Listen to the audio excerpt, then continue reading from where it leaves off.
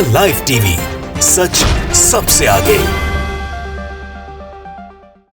आज इसराइल और ईरान के बीच तनाव अपने चरम पर है। इसराइल और ईरान के बीच बढ़ते तनाव ने दुनिया भर की निगाहें इन दोनों देशों पर टिका दी है।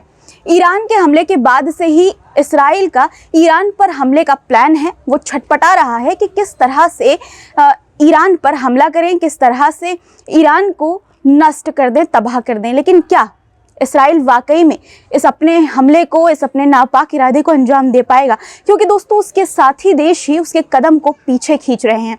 आज मैं आपको इसराइल की कैबिनेट मीटिंग में ईरान पर हमले को लेकर क्या हुआ, सहमति बनी या नहीं बनी, बताऊंगी दोस्तों। और साथ ही रूस, अमेरिका और बाकी दुनिया इस मामले पर क्या कहती है और इसराइल कैसे घिरता जा रहा है ये भी बताऊंगी। इसके अलावा पूर्व अमेरिकी विदेश मंत्री का एक बड़ा बयान भी सामने आया है जो उन्होंने ईरान की बढ़ाई करते हुए और एक तरह से कहें तो इसराइल को चेतावनी देते हुए दिया है कि इसराइल अगर हमला करेगा ईरान पर तो अंजाम बहुत बुरा होगा। क्या कहा है दोस्तों उन्होंने, ये मैं आपको बताऊंगी आगे। फिलहाल एक बुरी खबर भी है। इसराइल ने ईरान पर साइबर अटैक किया है और सरकार से बहुत सारी जानकारी चुरा ली है। पूरी खबर क्या है, कहां कहां साइबर अटैक हुआ, विस्तार से आपको बताऊंगी। पहले दोस्तों गुजारिश है कि अगर आपने हमारे चैनल को अभी तक सब्सक्राइब नहीं किया है तो कर लीजिए। आदाब दोस्तों, मेरा नाम है मिसबा खान। शुरुआत करते हैं एक बड़े बयान से जो पूर्व अमेरिकी विदेश मंत्री माइक पोम्पियो ने दिया है। उनका कहना है कि ईरान के पास 5 लाख बैलिस्टिक मिसाइलें हैं जो उसे इसराइल को 2500 बार तबाह करने की क्षमता देती हैं। यानी अगर ईरान चाहे तो इसराइल को 2500 बार तबाह कर सकता है। ये बयान ईरान की सैन्य ताकत के बारे में दोस्तों बताता है और साथ ही ये भी कि इसराइल के लिए इस खतरे को नज़रअंदाज करना कितना मुश्किल हो सकता है। ये बयान इस बात की भी तस्दीक करता है कि ईरान ने अपनी सैन्य क्षमता को किस हद तक बढ़ा लिया है। इसलिए अगर इसराइल ने ईरान पर हमला किया तो ये उसकी भूल साबित हो सकती है। अब बात इसराइल की कैबिनेट बैठक में ईरान पर हमला करने को लेकर क्या बात हुई उस पर करते हैं दोस्तों। 10 अक्टूबर को इसराइल की सुरक्षा कैबिनेट में एक महत्वपूर्ण बैठक हुई जहां बड़ा फैसला होना था कि ईरान पर हमला कब और कैसे किया जाएगा, लेकिन नतीजा कोई बड़ा फैसला नहीं लिया गया।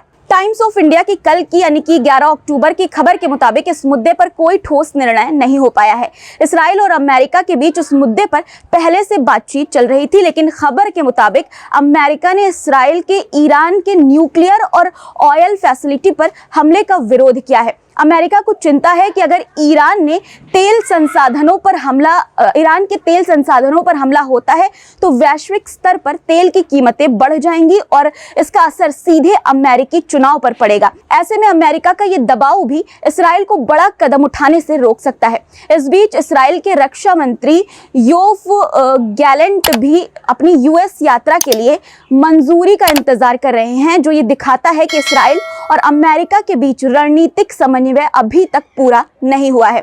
कुल मिलाकर कहें तो अमेरिका का दबाव है, यही वजह है कि इसराइल के हाथ बंधे हैं। पापा की मर्जी के बिना बेटा कुछ नहीं कर सकता। हालांकि इसराइल के रक्षा मंत्री ने कहा कि अगर इसराइल ने हमला किया तो ईरान को समझ ही नहीं आएगा कि उसके साथ क्या हुआ, लेकिन ये सिर्फ बयानबाजी लग रही है। कैबिनेट के अंदर अधिकारियों में सहमति नहीं है और इसी वजह से ईरान पर हमले के मुद्दे पर कोई भी बड़ा फैसला नहीं हो पाया। ईरान पहले ही 1 अक्टूबर को इसराइल पर 180 बैलिस्टिक और हाइपरसोनिक मिसाइलों से हमला कर चुका है, जिसके जवाब में इसराइल की तरफ से कोई बड़ा कदम नहीं उठाया गया अभी तक दोस्तों। गैलेंट ने कहा, यानी कि रक्षा मंत्री ने यह कहा था कि ईरान पर इसराइल का जवाब घातक, सटीक और चौंकाने वाला होगा, लेकिन हकीकत यह है कि इसराइल के हाथ दोस्तों बंधे हुए हैं। बीबीसी ने भी इसराइल से रिपोर्ट दी है कि ईरान पर हमले को लेकर नेतन्याहू की कैबिनेट में गहरी असहमति है।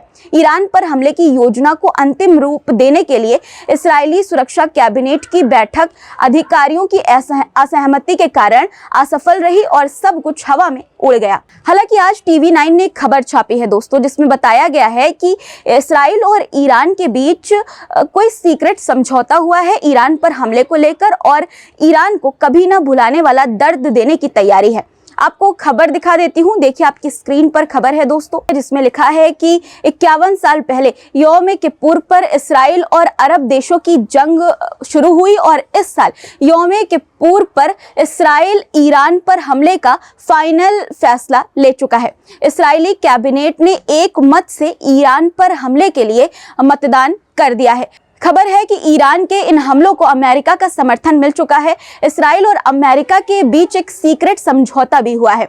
इसराइल फ्रंट पर रहकर ईरान पर हमला करेगा और अमेरिका ईरान में गृह युद्ध की आग भड़काने वाला है। ईरान के अंदर इस 2 फ्रंट वॉर की पूरी तैयारी हो चुकी है। इसराइल के लिए सबसे बड़ा खतरा है ईरान, क्योंकि ईरान की वजह से ही इसराइल को 7 फ्रंट पर जंग लड़नी पड़ रही है। इसराइल को लेबनान, गाजा पट्टी, Iraq, West Bank, Syria, Yemen और ईरान में जंग लड़नी पड़ रही है। इन सब की शक्ति के केंद्र तेहरान है और अगर तेहरान को खत्म कर दिया गया तो इसराइल के इन दुश्मनों की ताकत अपने आप खत्म हो जाएगी। इसलिए इसराइल ईरान पर हमला करने की रणनीति पर फाइनल मोहर लगा चुका है। इसराइल ने ऐलान कर दिया है कि प्रॉक्सी ईरान के हाथ पैर हैं, अब इन्हें काटने की बजाय सर कलम कर देना निश्चित हो चुका है। इसराइल में ईरान पर हमले का प्लान तैयार हो चुका है। बीते 24 घंटे में तेहरान में हुई गतिविधियों से बहुत जल्द ईरान पर हमले के संकेत मिल रहे हैं। हालांकि दोस्तों इस खबर में कितनी सच्चाई है कितनी नहीं ये तो वक्त ही बताएगा, लेकिन फिलहाल एक और बुरी खबर ये है कि इसराइल और ईरान के बीच जारी हमलों में अब एक और खतरनाक मोर्चा खुल गया है, साइबर अटैक का। अब बम और रॉकेट के बीच साइबर अटैक भी शुरू हो गया है। ईरान की सरकार की लगभग सभी 3 शाखाओं, न्यायपालिका, विधायिका और कार्यकारी शाखा पर भारी साइबर हमले हुए हैं। ईरान के साइबर स्पेस के सर्वोच्च परिषद के पूर्व सचिव फिरोजाबादी ने कहा कि उनकी जानकारी चुरा ली गई है। हालांकि इसराइल ने अपनी ओर से साइबर हमले की पुष्टि अभी तक दोस्तों नहीं की है, लेकिन इन साइबर हमलों से ये साफ है दोस्तों, इन साइबर हमलों ने ये साफ कर दिया है कि संघर्ष में केवल मिसाइलों और बमों का ही नहीं बल्कि साइबर वॉरफेयर का भी अहम रोल रहेगा। दोस्तों इस बीच रूस ने खुलकर ईरान का समर्थन किया है और पुतिन ने इसराइल को सीधे धमकी दी है कि ईरान पर हमला करने की जुर्रत मत करना। इस धमकी के बाद से इसराइल के लिए स्थितियां और भी जटिल हो गई हैं। रूस का ये रुख ये साफ करता है कि अगर इसराइल ने ईरान पर हमला किया तो उसकी गूंज सिर्फ मिडिल ईस्ट में ही नहीं बल्कि दुनिया भर में सुनाई देगी। दोस्तों आज के वीडियो में फिलहाल इतना ही। पूरे मुद्दे पर इस आपकी क्या राय है कमेंट में अपनी राय जरूर लिखिएगा और चैनल को अगर आपने सब्सक्राइब नहीं किया है तो सब्सक्राइब कर लीजिए। फिर मुलाकात होगी कुछ नए मुद्दों के साथ, तब तक के लिए अपना रखिए ख्याल और मुझे दीजिए इजाजत। धन्यवाद। द लाइव टीवी, सच सबसे आगे।